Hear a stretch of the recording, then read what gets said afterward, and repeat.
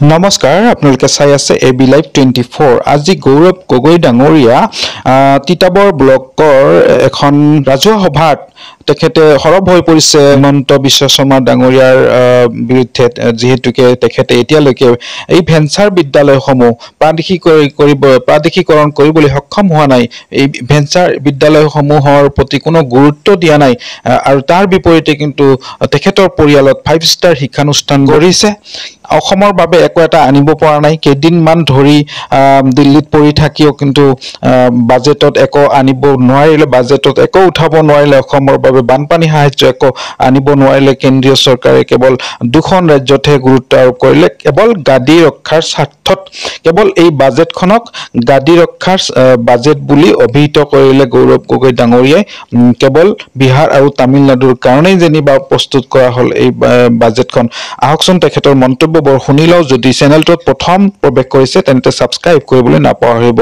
ধন্যবাদ আজিও আমি দেখা পাইছো যে আমাৰ অসমৰ ভেঞ্চাৰ স্কুলবোৰ প্ৰভিঞ্চিয়েলাইজ হোৱা নাই কিন্তু মুখ্যমন্ত্ৰী পৰিবাৰ এটা ডাঙৰ এটা 5 ষ্টাৰ প্ৰাইভেট স্কুল আমাৰ অসমৰ গাঁৱৰ ল'ৰা ছোৱালী আজি ভেঞ্চাৰ স্কুলত পঢ়িবলৈ সুবিধা পোৱা নাই বা ভাল স্কুলত পঢ়িবলৈ সুবিধা পোৱা নাই আৰু মুখ্যমন্ত্ৰী এটা সময়ত প্ৰাক্তন শিক্ষা বিভাগৰ মন্ত্ৰী সেইটো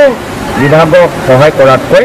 আজি নিজৰ পৰিবাৰৰ জৰিয়তে ডাঙৰ 5 ষ্টাৰ আজি তেওঁলোকে নিজি স্কুল ডাঙৰ তেওঁলোকে খুলিছে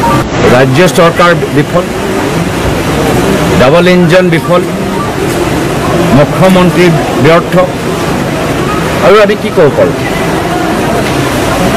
আজি মুখ্যমন্ত্ৰী দিল্লীত গৈ বিভিন্ন মন্ত্ৰীসকলক লগ পালে নিৰ্মলা সীতাৰমণক লগ পালে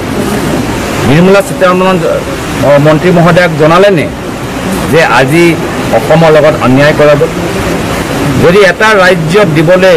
11,000 কোটি টকা আছে এখন চৰকাৰৰ ওচৰত এটা অসমত দিবলৈ কিয় নাই যদি মুম্বাইৰ পৰা এহমেদাবাদলৈ যাবলৈ বুলেট ট্ৰেইনৰ বাবে 1 লাখ কোটি টকা তেওঁলোকৰ ওচৰত আছে কেন্দ্ৰীয় চৰকাৰৰ ওচৰত তো আমাৰ অসমৰ বানপানী সমস্যা আৰু বানপানীতকৈ আৰু গুৰুত্বপূৰ্ণ গৰাখহনীয়া সমস্যা সমাধান কৰিবলৈ কিয় নাই ডাবল ইঞ্জিন ক'ত গ'ল ডাবল ইঞ্জিন কেনেকৈ ডিৰেল হ'ল মুখ্যমন্ত্ৰী কেনেদৰে ব্যৰ্থ হ'ল আমাৰ লগত কিয় হেমাহি কৰি আছে তো আমি গম পাই গৈছোঁ যে এই বছৰ অসমে একো নাপালে আৰু অহা বছৰো একো পোৱা আশা আমি কম কৰোঁ আৰু সেইকাৰণে আমি এই ব্যৰ্থ বিজেপি চৰকাৰ আৰু গোটেই এই কেন্দ্ৰীয় বাজেট নিজৰ গাদী ৰক্ষা কৰা এটা বাজেট প্ৰধানমন্ত্ৰী মোদী ডাঙৰীয়া নিজৰ গাদী কেনেকৈ ৰক্ষা কৰিব পাৰে নীতিশ কুমাৰ ডাঙৰীয়াক কেনেকৈ সন্তুষ্ট কৰিব পাৰে আমাৰ বাবু নাইডুক কেনেকৈ সন্তুষ্ট কৰিব পাৰে তাৰ বাবে গোটেই তেনেকুৱা কেন্দ্ৰীয় চৰকাৰ বাজেট এই দুয়োজনক সন্তুষ্ট কৰিবলৈ মুকলি কৰি দিছে আৰু বাকী আমাৰ ৰাইজক ভাৰতৰ জনসাধাৰণক